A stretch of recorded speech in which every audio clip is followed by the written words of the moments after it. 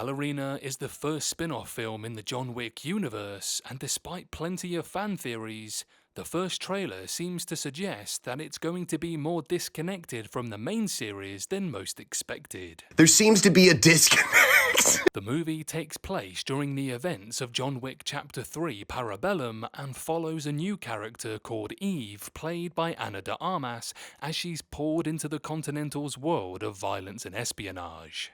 Eve didn't appear previously in John Wick, but her character will have a fascinating connection to the previous movies that will surely be explored on screen. Details about Ballerina have been sparse, but the trailer suggests that Eve is one of the ballet-trained assassins belonging to Rosca Roma. These were introduced in Parabellum and quickly became an important part of the John Wick universe.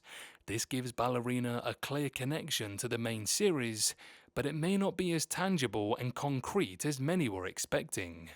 Some popular theories suggested that Ballerina would be a direct sequel to Parabellum, but the trailer seems to create some distance between the projects. The main theory before Ballerina's first trailer was that Ana de Armas' character would be revealed to be the Rosca Roma ballerina that was seen dancing during John Wick's visit in Parabellum.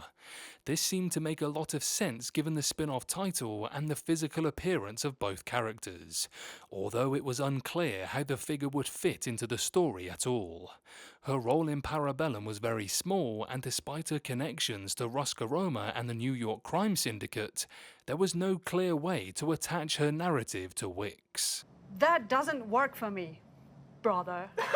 This theory certainly made sense as the timeline of Ballerina intersects with the events of Parabellum, but the trailer ultimately proves it false. However, had it been true, it would have been a very interesting way of connecting the two projects, which is something that Ballerina almost certainly has to pull off in order to succeed. This was the main problem with the Continental. That spin-off felt very disconnected and unimportant in the grand scheme of the franchise, which Ballerina must avoid. Although, I did think the Continental was pretty good. Despite the strengths of the theory, Ballerina's initial trailer all but proves that Eve Maccaro is not the same character as the ballet dancer from John Wick Chapter 3. Their appearance is similar, but there is clear distinctions that separate them, most notably their tattoos. They also have different hairstyles, slightly different builds, and Maccaro's style is completely different. The trailer proves this fact as clearly as possible without explicitly stating it, effectively putting an end to this theory. However, although Maccaro is not the same ballerina that was seen in Parabellum, that doesn't mean that there's no connection at all. Ana de Armas' protagonist could still have interesting attachments to this association, bringing Rosca Roma into the forefront of the story and giving them an important role in this spin-off. That seems like the logical way to bring Wick into the story, as the later John Wick sequels have closely explored his complicated relationship with the Syndicate. This could be complicated.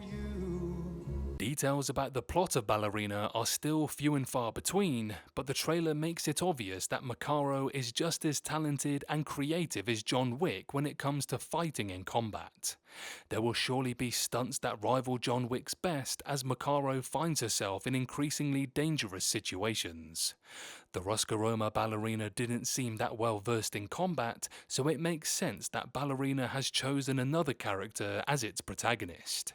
Ultimately, the decision to keep Eve Maccaro separate from the ballerina in Parabellum was likely a smart one.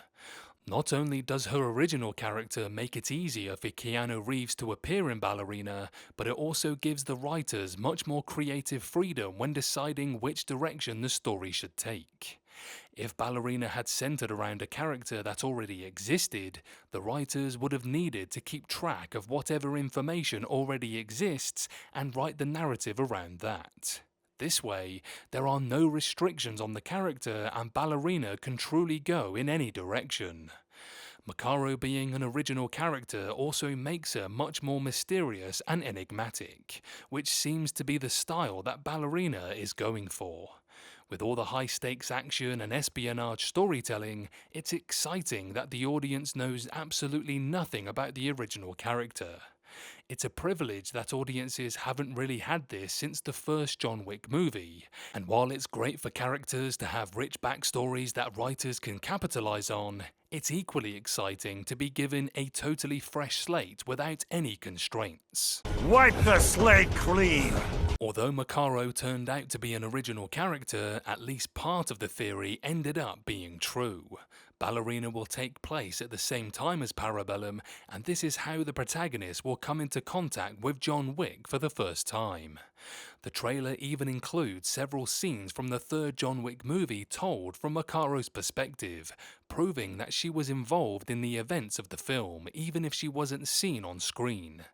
This will retroactively give a new layer of detail to Parabellum, which is already one of the best John Wick movies. Macaro's presence in the shadows of John Wick Chapter 3 Parabellum raises some interesting questions about her character and motivations, giving the film plenty of room to explore these mysteries.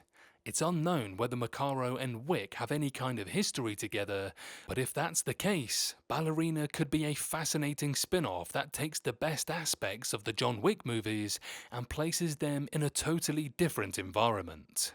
The future of the John Wick franchise is uncertain after the shocking ending of John Wick Chapter 4, but Ballerina is shaping up to be a worthy replacement.